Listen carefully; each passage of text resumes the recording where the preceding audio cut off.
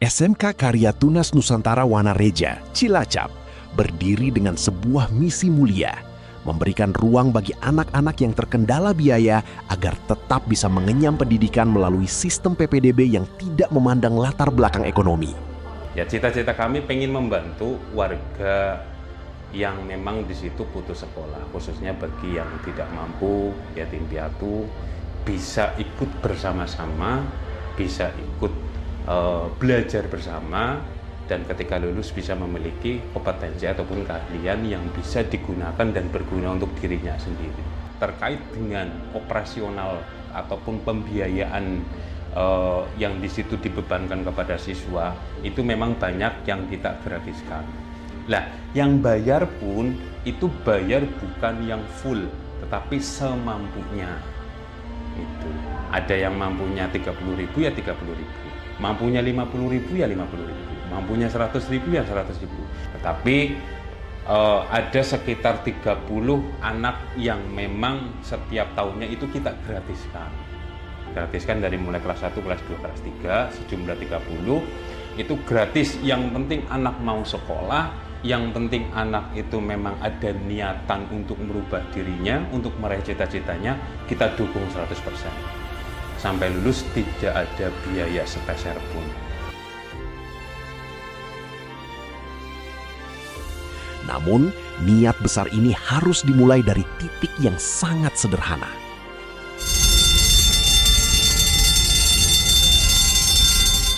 Di masa awal berdirinya, sekolah ini hanya memiliki 2 ruang kelas yang sempit dengan jumlah bangku yang sangat sedikit. Sebelum revitalisasi seperti sekarang, keadaannya jauh dari kata nyaman. Bahkan atapnya akan bocor setiap kali hujan mengguyur. Namun hal tersebut tidak menyurutkan semangat para pendidiknya untuk terus mengajar. Di tengah keterbatasan itu, sosok Retno Indrawati hadir membawa keahliannya dari dunia industri restoran untuk mengajar tata boga. Selama 9 tahun masa tugasnya, ia menyadari bahwa pendapatan yang diterima seringkali tidak sesuai dengan kebutuhan. Ada yang pernah lihat? Karena dengan keputusan dari hati nurani saya yang biasa saya setiap hari beraktivitas, sehingga saya ambil kesempatan itu. Dan tidak melihat pendapatan dan sebagainya. Yang penting saya berniat, pagi-pagi saya berangkat, niatkan sebagai amal ibadah seperti itu. Tinggal saya menjalani hari-hari, yang penting saya ikhlaskan. Dari rumah saya niatkan untuk ibadah, mencari rezeki Allah. Karena rezeki tidak akan menghilangkan.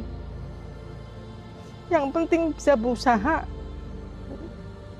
Pasti Allah akan mengatur. Kita memang dari mulai pendirian 0 tahun sampai 5 tahun kita tidak sama sekali tidak digaji. Itu guru-guru tidak digaji. Kalau bahasa Jawanya itu ora urunan wis untung. Jadi tidak kasih uang itu sudah untung. Berarti kita tetap sesuai dengan konsekuensi awal bahwa kita berjuang untuk pendidikan. 5 tahun nggak dibayar sama sekali. Tapi setelah tahun kelima ke sini, alhamdulillah dibayar. Ya sekitar ada yang 100, 200, 300. Maksimal itu kepala sekolah 500.000. Ya, memang yang diceritakan sama Pak Kepala Sekolah itu begitu adanya, Pak.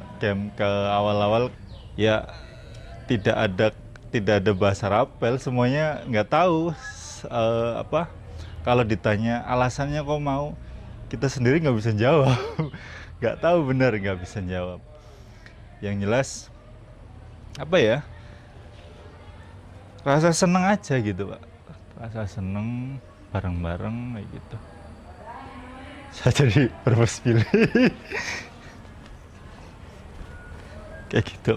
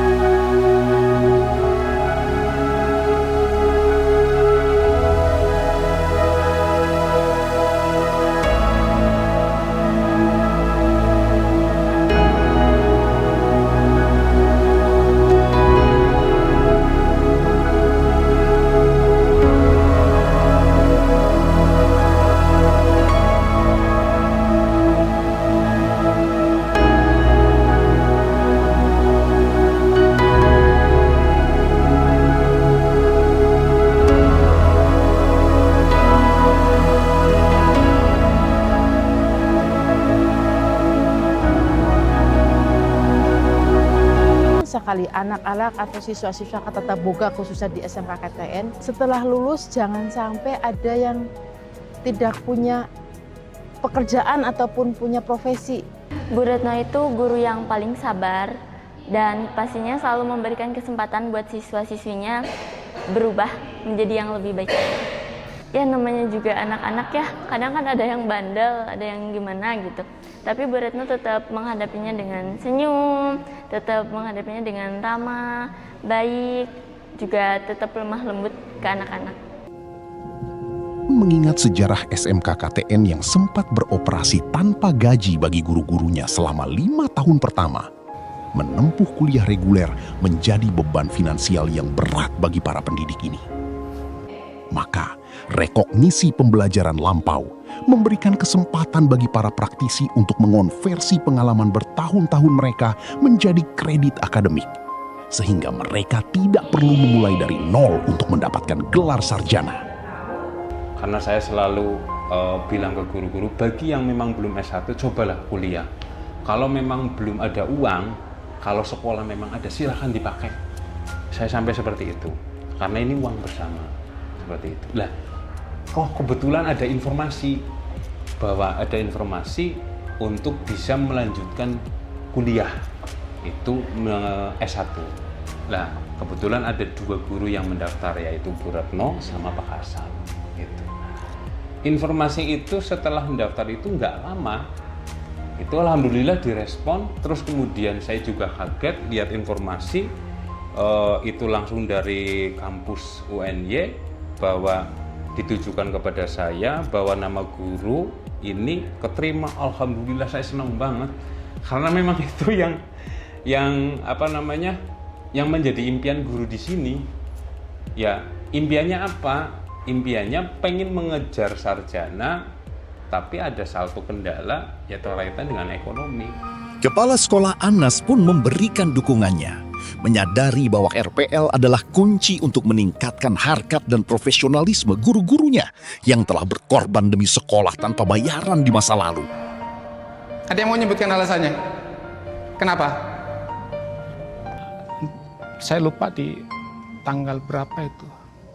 Itu saya dapat WA dari Pak Kepala Sekolah bahwa yang isinya adalah informasi dari kampus Universitas Negeri Yogyakarta. Di saat itu juga saya merasa kayak nggak percaya gitu. Ini benar atau enggak sih? Ini benar sih. Saya tidak bisa bagaimana caranya menggambarkan perasaan saya itu. Saya sulit untuk menggambarkan itu. Pokoknya sampai hari ini pun kan saya masih saya bisa, ternyata saya bisa kayak gitu.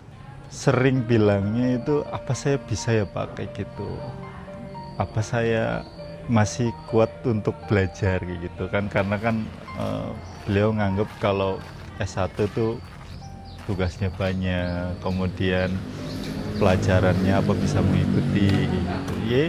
Kami sama guru harus siap dan semangat kayak gitu. Karena yang lain sudah berstatus S1, karirnya mungkin sudah pastilah. Sedangkan untuk yang belum S1 kan mungkin masih ragu-ragu. Kadang saya sama Pak Hasan juga mau dilanjut di sekolah apa mau cari kerjaan di luar dengan yang lebih pasti misalnya seperti itu. Tadinya Pak Hasan sama saya juga seperti itu, ragu-ragu apa mau dilanjut di SMK aja ya Bu, apakah mau keluar aja, dengan keadaan kita statusnya masih belum S1, sedangkan standar yang ada harus S1 baru karir bisa naik seperti itu. Tapi semenjak adanya beasiswa ini, kami berdua Pak Hasan sama saya juga alhamdulillah bersyukur bahwa seperti rezeki yang tidak diduga-duga lah. Bagi Hasan Basri, ilmu adalah warisan paling berharga dari sang ayah, sebuah bekal hidup yang jauh melampaui nilai materi apapun. Tentunya kalau bapak saya masih ada itu, saya akan sangat berterima kasih gitu, karena sudah membekali kami itu dengan pendidikan yang mana itu bisa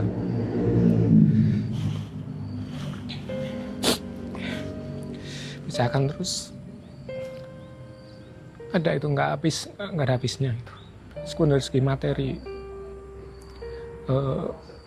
kami ya hanya sebatas cukup gitulah buat keseharian, tapi alhamdulillah bekal pendidikan benar-benar ditanamkan gitu. Yang penting bisa sekolah dulu, masalah apa yang ada nanti bisa dicari gitu.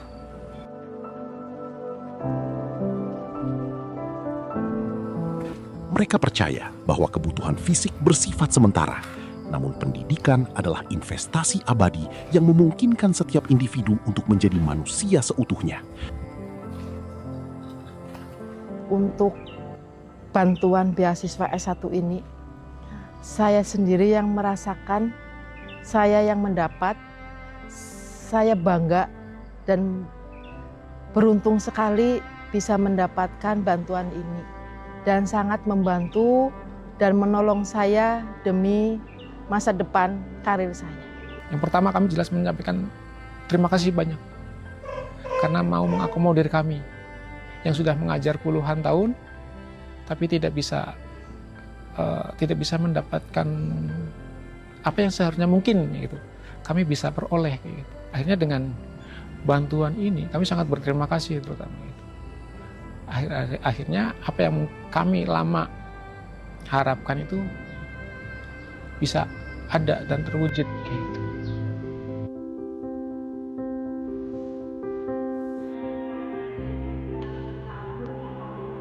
Dalam dunia yang semakin tidak menentu, pendidikan bukan lagi sekadar pilihan, melainkan sebuah kompas yang memastikan manusia tak kehilangan arah dan tetap memiliki nilai di hadapan sesama maupun Allah Ta'ala, Sang Pencipta.